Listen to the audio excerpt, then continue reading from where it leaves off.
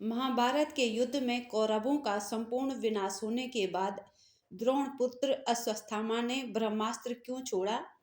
इस कहानी को जरूर सुने। महाभारत के युद्ध में द्रोण पुत्र अश्वत्थामा ने ब्रह्मास्त्र का प्रयोग करके जगत में हलचल मचा दी थी।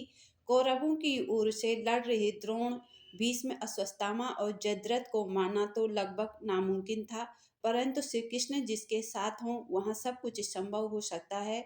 कुरुक्षेत्र के युद्ध के अंत के बाद द्रोण पुत्र अश्वत्थामा ने जो अस्त्र छोड़ा था वह भयंकर था। कुरुक्षेत्र के युद्ध में जब गुरु द्रोणाचार्य से यह झूठ बोला गया कि अश्वत्थामा मारा गया है, तो गुरु द्रोण को पहले तो विश्वास नहीं हुआ, क्योंकि उनका पुत्र तो अजर अमर है जिससे कोई मार नहीं सकता। तब उन्होंने युधिष्ठिर से इसकी पुष्टि करना चाही, क्योंकि युधिष्ठिर धर्मराज थे। युधिष्ठिर को पता था कि अश्वत्थामा नहीं मारा गया है, बल्कि इसी नाम का एक हाथी भीम द्वारा मार गिराया गया है। क्योंकि युधिष्ठिर हाथी को भी मरते या मारते हुए नहीं देखा था, अतः वह झूठ बोलने को तैयार नहीं थे। द्रोणाचार्य के पूछने पर उन्होंने कहा कि हाँ, अश्वत्थामा मारा गया है। युधिष्ठिर के इतना कहने पर ही श्री कृष्ण ने अपना शंख बजा दिया, जिसके शोर में द्रोणाचार्य युधिष्ठिर द्वारा कही गई आगे की बात नहीं सुन पाते हैं कि परंतु वह हाथी था या कोई और, यह मैं नहीं जानता। गुरु द्रोणाचार्य आखिरी शब्द हाथी नहीं सुन पाए और उन्होंने समझा मेरा पुत्र मारा गया। यह सुनकर उन्होंने शस्त्र त्याग दिए और युद्ध भूमि में आंखें बंद कर शोक में डूब गए। यही मौका था जबकि गुरु द्रोणाचार्य को निहत्था जानकर द्रौपदी के भाई धृष्टद्युम्न ने तलवार से उनका सिर काट डाला। जब यह बात अश्वत्थामा को पता चली कि मेरे पिता को छल से मारा गया है, तो उन्होंने क्रोधित होकर पांडवों के समूल नाश की शपथ ली। अपने पिता के मारे जाने के बाद अश्वत्थामा बदले की आग में जल रहा था। उसने पांडवों का समूल नाश करने की प्रतिज्ञा ली और चुपके से पांडवों के शिविर में पहुंचा और कृपाचार्य तथा कृतवर्मा की सहायता से उसने पांडवों को सोच करके पांडवों के सभी महारथियों को मार डाला और द्रौपदी के पांचों पुत्रों का गला काट दिया। केवल यही नहीं, पुत्रों की हत्या से दुखी द्रौपदी विलाप करने लगी। उसने पांडवों से कहा कि जिस मणि के कारण यह अजर अमर है, उस मणि को उसके मस्तक पर से उतार लो। अर्जुन ने जब यह भयंकर दृश्य देखा तो उसका भी दिल दहल गया। उसने अश्वत्थामा के सिर को काटने की प्रतिज्ञा ली। अर्जुन की प्रतिज्ञा सुनकर अश्वत्थामा वहां से भाग निकला।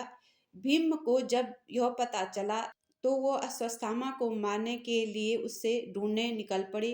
उनके पीछे युधिष्ठिर भी निकल पड़े। बाद में श्री कृष्ण और अर्जुन भी अपने रथ में सवार होकर निकल पड़े। अश्वत्थामा उस वक्त धृत लगा करके कुश के वस्त्र पहनकर गंगा के तट पर बैठा था। वहां वेद व्यास जी के साथ अन्य ऋषि भी थे। यह भी कहा जाता है कि उसे जब यह पता चला कि अर्जुन और कृष्ण उसे पकड़ने के लिए उसके पीछे आ रहे हैं, तो वह वेद व्यास जी के आश्रम में पहुंच गया। तभी वहां पर अर्जुन और श्री कृष्ण पहुंच जाते हैं। उन्हें देखकर अश्वत्थामा एक कुश को निकाल करके मंत्र पढ़ने लगा है और उस कुश को ही ब्रह्मास्त्र बनाकर उसे अर्जुन पर छोड़ देता है। यह देखकर श्री कृष्ण और वेद व्यास जी अचंभित हो जाते हैं। तब तत्क्षण श्री कृष्ण के कहने पर अर्जुन ने भी ब्रह्मास्त्र का प्रयोग कर लिया और ब्रह्मास्त्र छोड़ दिया।